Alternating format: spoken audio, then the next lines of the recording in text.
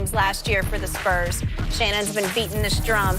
Despite the apparent injury, the Claw has been awesome in the playoffs, averaging about 31 points and 9 boards. Shannon, how much do you believe this injury has truly been affecting Kawhi? Be honest. Yeah, you know I'll be honest. I just been telling you this for the longest, Skip. Now, I love confirmation. Just got a confirmation the other day. Yeah, flight. Got a flight schedule. Confirmation, Mr. Sharp, here's your confirmation number, came in. This is confirmation. I told you, Skip Bayless, I said, Skip Bayless, what happens? And you know this. You have run, and you know when you hurt one part of the body, the other part will compensate in the prime example. I don't know if anybody knows this, Jen, but September 6th will be my 3rd year working on this show. I don't know if anybody knows this, but before I did this, before I bust Skip Bayless up on a regular basis, I used to bust NFL defensive players up on a regular basis. Yeah! You on the football field a little bit. Did? I did. Forgot. Yes. I forgot after 36 cases you were disqualified from that, but go ahead. In 1993, Skip, we played in Kansas City in Arrowhead, and Albert Lewis tackles me from the back, and he pulls me down, he falls on the back of and bends my left ankle inside. I continue to play, shoot the ankle up, continue to play. Guess what happened at the end of the year, Skip? Had right knee surgery. Okay, guess what, Skip? After doing that, the offseason, rehabbing, tweaks it again, I continue to play in the season 1994. Guess what happened, Skip? Had left ankle surgery. You see, the body is used to working as a mechanism, Skip, like work in unison. And when something starts to affect one side of the body, the other side, just the way the body works, will start to compensate. So what he did is that when he hurt the right quad, he started to grind down on the left side. And ta-da, now we got knee tendonitis. So what I've been telling you all along, the guy he's not a faker. He's not dilly-dallying around, oh, he doesn't want to play with the Spurs. No, the man was hurt, and what he wanted to say, you know what, Kawhi, you hurt, bro. We know what you represent. Even if we don't have you this year, you're worth waiting a year for.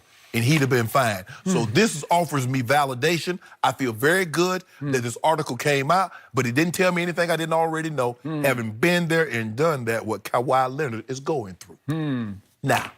Did you have knee tendonitis? Yes. Okay. Skip, I hurt my ankle. I started to compensate on the right side. I ended up having to have knee surgery. And on the flip side, I hurt the knee the next year and ended up having to have ankle surgery. So I'm saying when you hurt one side of the body, the other side will compensate. And if you're not careful, you end up hurting that side. That's why you remember, because you say, he was limping. He was limping, and then he dunked, and then he came down, and he's limping on the other side. Limping on the other side. Because he hurt both sides. He forgot which limp to limp. Nah. He did. He did. No, Wait, am I limping left or right? I can't remember. No, he didn't. Oh, no. Maybe it was the right one. No, it was the left one. I don't know. You know what? This is making me sicker by the day. And, yeah, I've run a lot in my life, and I know all about achy knees because mine ache every day and every night, and I ice my knees religiously every single night. You can ask Ernestine. I never miss a night. Whatever game is on, I just put 2 ice packs on my knees because I couldn't make it without it because they're just tendonitis-y because I've had 2 surgeries on one and one on the other, and I still run way too much. Yeah. And you're right about tendonitis in this way. It aches when you start, but if you just run through it for about, on a distance run, if I can make it for the first 8 or 10 minutes, then you heat up and you start to sweat, and it heats up and it's good. Yeah. And you can't feel it until you stop, and then it hurts. So I get he might sit by his locker. There was one story last week after game 1, maybe it was, where he's sitting by his locker, and he said, this SH hurts, okay? And he's got an ice bag on one of his knees. I get that because that's post-playing. But once you're out there, this is just me to my eye, and I know this guy's game maybe better than anybody this side of the Spurs because I watched nearly every game he played for 7 long, hard years. Great years, too. Good years. Great. You won, Skip, you know what? You won a title, and you're going to say good. And every time the reason they weren't great is because, do you know how many times I had to say, he's hurt again? It was his knees, then it was his thigh, then it was his hand, then it was his shoulder, then it was his ankle, then it was his Achilles. What else can I name? Calf. He's had a calf. He might, Skip. Okay. He might be fragile. Might really be real fragile. But that doesn't take away from his greatness. Okay. But when you say they were great years, they just wore me out because he was always hurt. Fragile mentally and physically to me.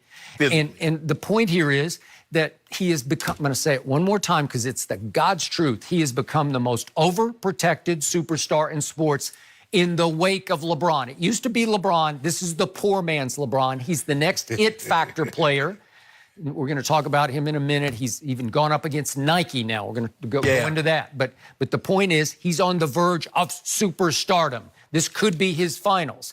And yet, he knows deep down he needs an excuse because he's not the mentally toughest guy. It's why down the stretch of Game 2 the other night, I told you he's getting a pass for it. And the reason he's getting a pass is that nobody wants to acknowledge it because everybody had crowned him already. So what happened down the stretch over the last 8 minutes? He went 0 for 3 from 3. He missed 2 jump shots in the last 2 minutes that could have turned the game around. He had the crucial turnover at 2:18 left. And he got away with 2 controversial call plays. One that in the last 2-minute report, the DeMarcus Cousins, DeMarcus clean swiped from him. He just stole the ball from him. And they called a foul that they shouldn't have called, according to the last 2-minute report. And Steph threw the ball up in the rafters and got a tech. So there are 3 free throws there. And then he charged into Draymond. Okay, he did. He made all his free throws for the whole game. That was great. But he charged into Draymond and just elbowed him out of the way. Just elbow right to the chest. And then he elbowed Bogut and got away with that. And he is... And one, too. Okay, he and one did after he came down and walked. No, he did. Then he throws it up off the... Well, he did. Okay, so they protect him too, I guess. So those are 6 points in the fourth quarter.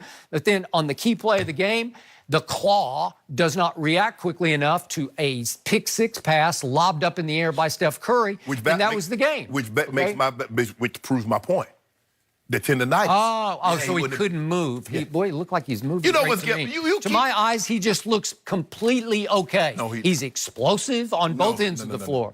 Well, how did he go 34 and 14? Because it's a miracle. He's a miracle man. But what the great ones can do, that when they are injured or hurt, whatever terminology you want to use in this situation, is that they find other ways to impact the ball game. So his jumper wasn't falling. He wasn't explosive as he needed to be. Guess what, Skip? Got to the free throw line, 16-16, 26-28 in the series. But see, Skip, this is where I give you pushback.